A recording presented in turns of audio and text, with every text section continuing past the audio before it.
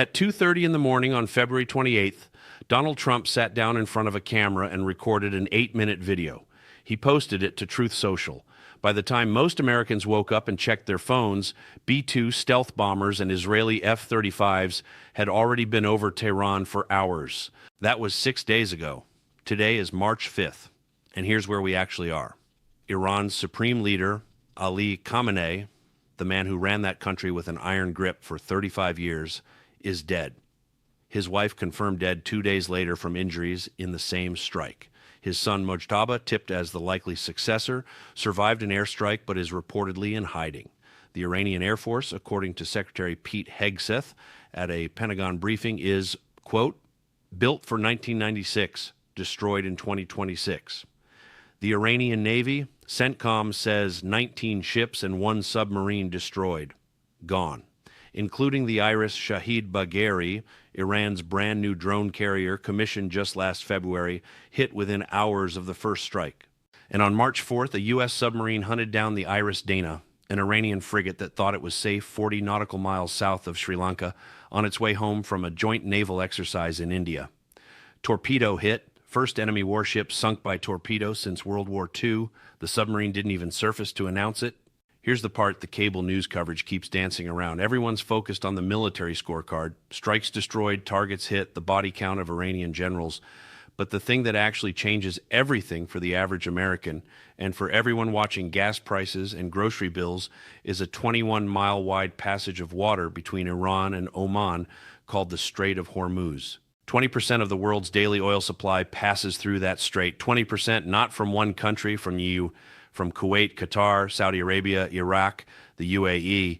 All of it funnels through those 21 miles, and right now it's effectively closed. On March 2nd, a senior IRGC official went on record, no ships will be permitted to pass. He didn't mince words. He said he would set fire to any ship coming through. By midnight that night, tanker AIS tracking signals, the transponders that show where ships are, went dark across the board. No tankers broadcasting.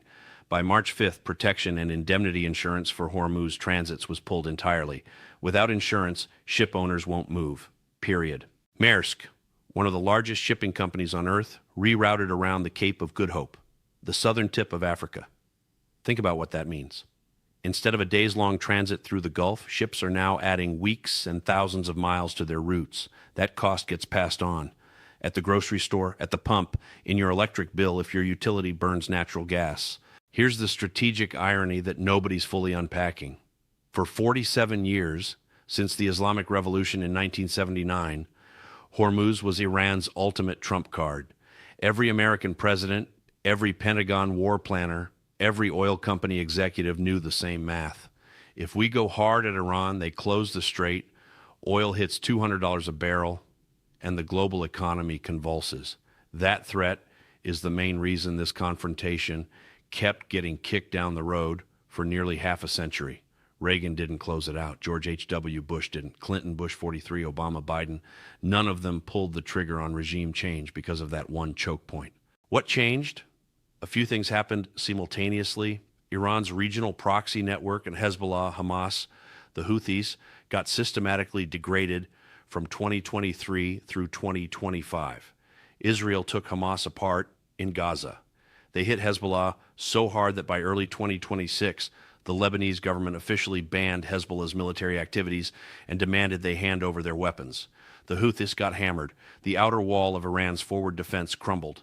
And inside Iran, protests were raging in early 2026. The economy had been squeezed by sanctions for years. Infrastructure was failing. People were furious. The regime was weaker than it had been in decades. So the window opened, and Trump walked through it. Now let's talk about what Operation Epic Fury actually is, because the scope is genuinely unprecedented in the modern era. Hegseth said it himself at the Pentagon briefing, twice the air power of shock and awe in Iraq in 2003. Let that sink in.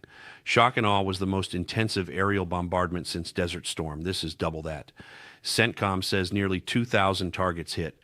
Iranian missile ballistic fire is down 86% from day one, One-way attack drone launches down 73%. The Iranian military's command and control is, according to U.S. military statements, essentially decapitated. Senior generals killed, mid-level officers unable to communicate, the Air Force gone. The IDF announced that an F-35 shot down an Iranian Yak-130 fighter jet over Tehran. First time in history, a stealth aircraft has killed a manned fighter jet in aerial combat. An Iranian Jamaran-class corvette was hit at Chabahar Pier and sank. CENTCOM posted the announcement in real time. Satellite imagery from commercial providers showed smoke over the naval base at Konarak within hours.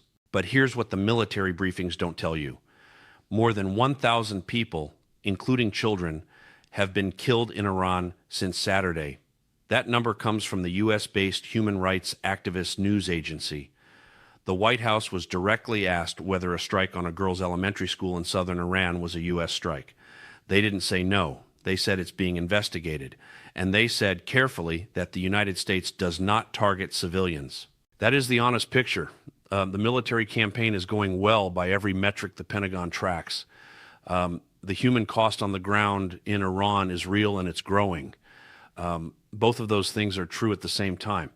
Now let's walk through what Iran has actually done back, because they haven't just taken these hits lying down. Iran launched strikes on Kuwait, the UAE, Bahrain, Qatar, Saudi Arabia. The U.S. consulate in Dubai was struck. Footage showed it burning. The U.S. embassy in Kuwait was hit and closed indefinitely. A drone detonated near the U.S. consulate in Dubai. Iran struck civilian airports and shipping ports across the Gulf.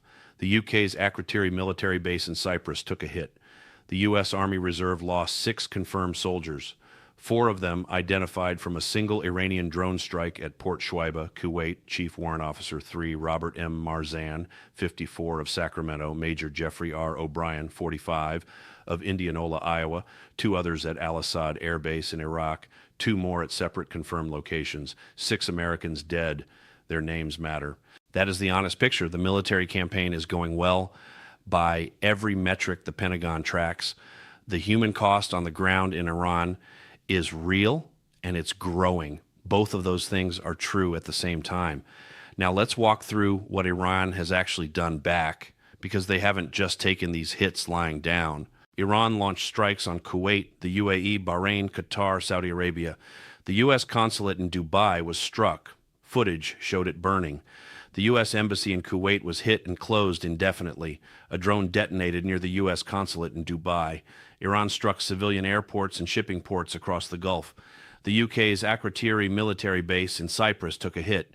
The U.S. Army Reserve lost 6 confirmed soldiers, 4 of them identified from a single Iranian drone strike at Port Shuaiba, Kuwait. Chief Warrant Officer 3 Robert M. Marzan, 54, of Sacramento. Major Jeffrey R. O'Brien, 45, of Indianola, Iowa. 2 others at Al-Assad Air Base in Iraq. 2 more at separate confirmed locations. 6 Americans dead. Their names matter. Iran also struck what's been described as an AWS data center in the UAE. Commercial cloud infrastructure hit by kinetic action. That's a line that's never been crossed before. The global internet infrastructure, supply chain logistics, financial clearing systems, all of it runs on cloud servers. When a warhead starts hitting data centers, the spillover risk isn't just local. Here's what the Senate did about all of this. Democrats introduced a war powers resolution to require Trump to get congressional approval for further military action. The vote was 47 to 53. Republicans killed it. Trump did not have a formal declaration of war before launching the biggest aerial campaign since Desert Storm. He told the country what he was doing at 2:30 a.m. in a Truth Social video after the bombs were already falling. That's where we are constitutionally right now. The Gang of 8, the 8 congressional leaders typically briefed on classified intelligence, were told before it started, so it wasn't a complete surprise to Capitol Hill.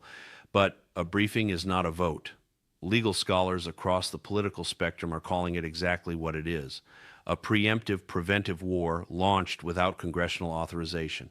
Whether you agree with the strategic logic or not, whether you think Iran genuinely needed to be stopped now, that constitutional question does not go away. It will be litigated in courts and in Congress for years after the last bomb drops. So what's the endgame? Trump has given a 4-week timeline to complete operations. He said on March 1st the operation would be done in 1 month or less. He also said he's not ruling out ground forces. The chairman of the Joint Chiefs said the U.S. will start striking progressively deeper into Iran.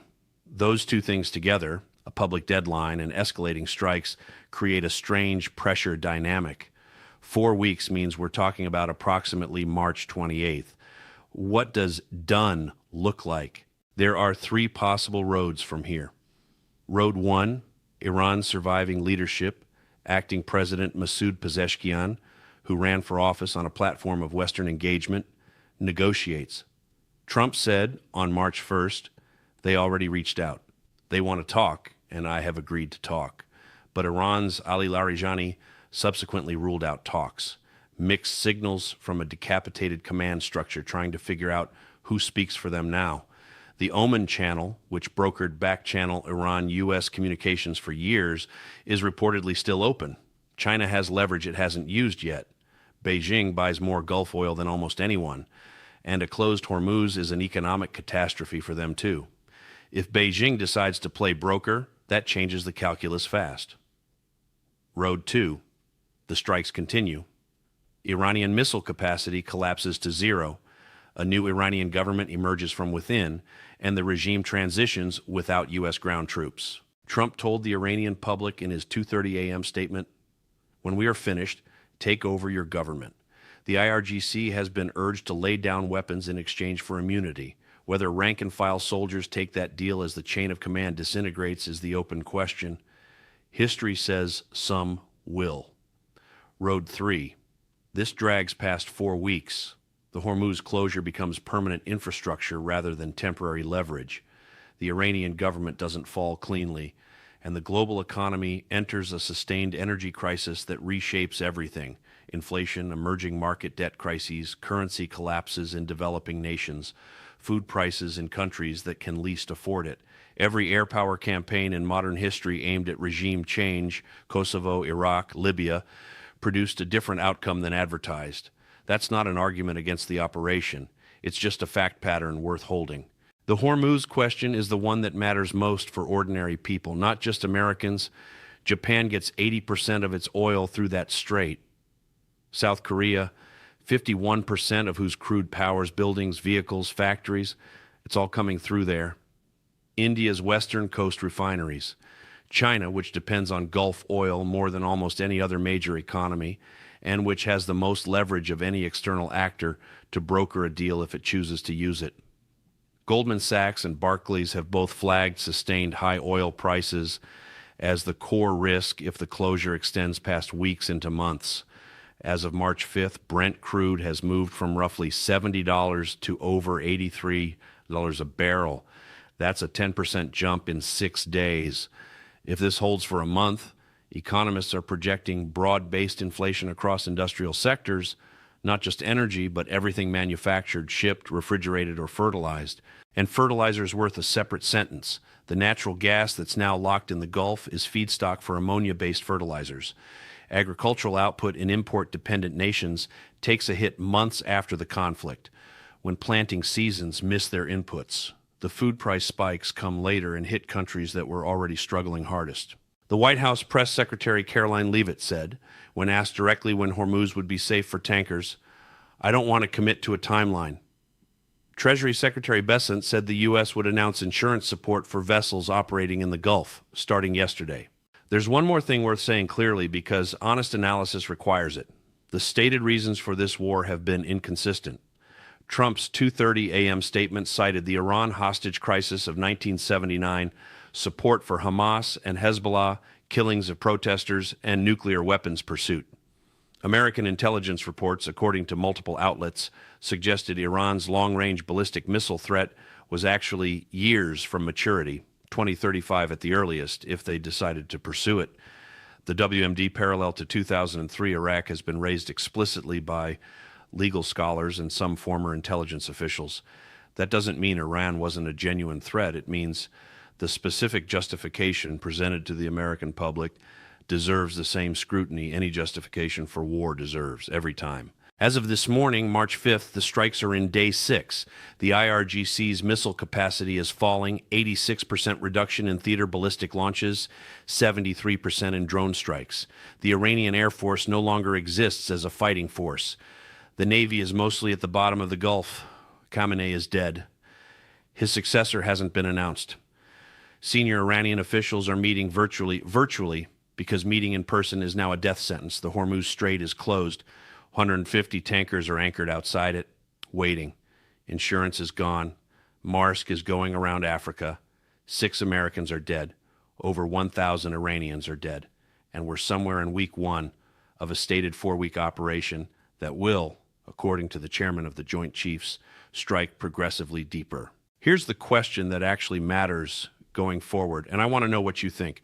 Trump said 4 weeks. The military is escalating, not winding down. The Hormuz closure isn't a negotiating chip anymore. It's a survival card for whoever's left in Tehran. So what ends this first? Iran's military capacity, Iran's ability to hold the strait, or American political patience? Because only one of those has a 4-week clock on it. Share.